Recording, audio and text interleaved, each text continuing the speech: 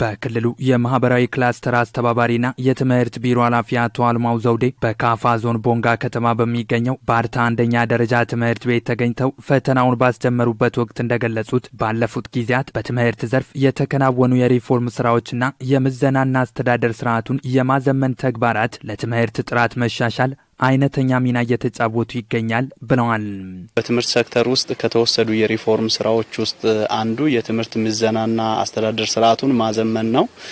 ከዚህም አኳያ በባለፉት አመታት በትምህርት ሴክተር ውስጥ መሰረታዊ የሆኑ የትምህርት ምዘና አስተዳደር ስርዓቶችን ከማዘመን ጋር በርካታ ተግባራትን ማከናወን ተችሏል።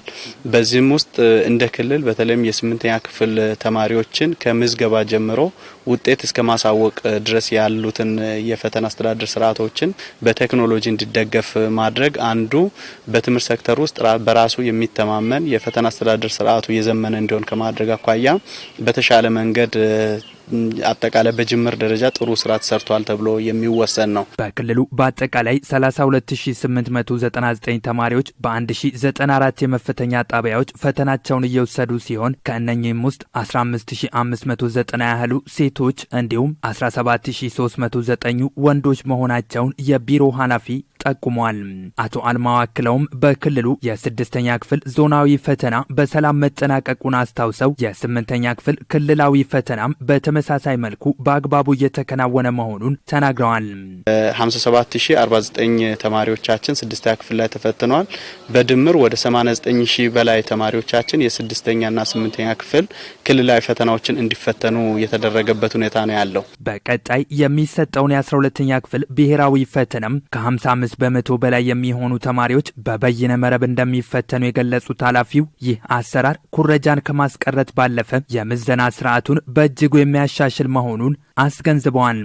በአጠቃላይ እንደ ሀገርም የትምህርት ምዘናና ፈተና አስተዳደር ስርዓቱን ማዘመን ያስፈልጋል። ይህን በማድረግ ከኩረጃና ከስርቆት የጸዳ የፈተና አስተዳደር ስርዓትን መዘርጋት በራሱ የሚተማመን ዜጋን የመገንባት ቁልፍ ጉዳይ ተደርጎ ከተወሰዱ ጉዳዮች አንዱ ስለሆነ በዚህም ተስፋ ሰጪ የሆኑ ውጤቶች እየተመዘገቡ ነው ያሉት።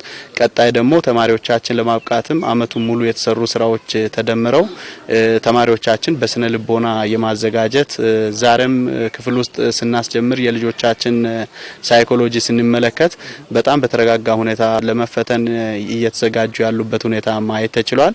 ይሄ በባለፉት ጊዜያት መምህራኖች፣ ወላጆች፣ በአጠቃላይ የትምህርት ማህበረሰቡ በልጆች ላይ የሰሩ ስራ ውጤት መሆኑን ጭምር የሚያሳይ ነውና ይሄ ስራ በደንብ ተጠናክሮ መቀጠል አለበት የሚለውን ለማንሳት ነው። የካፋ ዞን ብልጽግና ፓርቲ ቅርንጫፍ ጽህፈት ቤት ኃላፊ አቶ አጥናፉ ኃይሌ በበኩላቸው በትምህርቱ ዘርፍ የፈተና ስርዓትን የማዘመንና የመጽሐፍ ተደራሽነትን ማረጋገጥ መቻሉ በዘርፉ ተጨባጭ ለውጦች እንዲመዘገቡ ማድረጉን ገልጸዋል።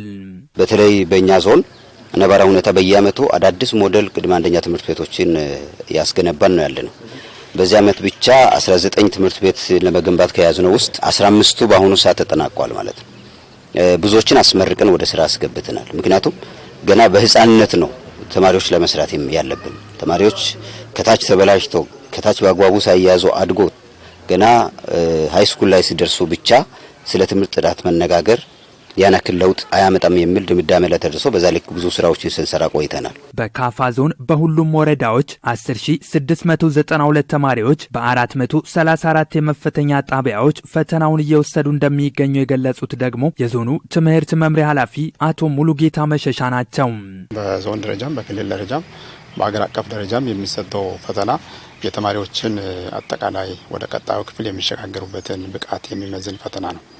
ይህ ፈተና የተዘጋጀው ደግሞ ተማሪዎች ከሚማሩበት የትምህርት ይዘት በቀጥታ የተገናኘ ያን መሰረት አድርጎ የተዘጋጀ ስለሆነ በዛ ደረጃ ተማሪዎቻችንም ይህን ፈተና ለማለፍ እየተሰሩ ያሉ ቅድመ ዝግጅቶችን በጣም የተጠናከሩ ስለነበረ ፈተናውን በብቃት ይሰራሉ የሚል ምንም አይነት ኩረጃና ከተለያዩ የፈተና ስርዓቱን ከሚያውቁ ነገሮች ራሳቸውን ጠብቀው ፈተናውን ሰላማዊ በሆነ መንገድ ያጠናቅቃሉ ብለን ነው የምንጠብቀው ማለት ነው። ይህ ለሁለት ተከታታይ ቀናት የሚቆየው ክልላዊ ፈተናም በሁሉም ጣቢያዎች ያለምንም ችግር እንዲጠናቀቅ አስፈላጊው ዝግጅት መደረጉም ተመላክቷል።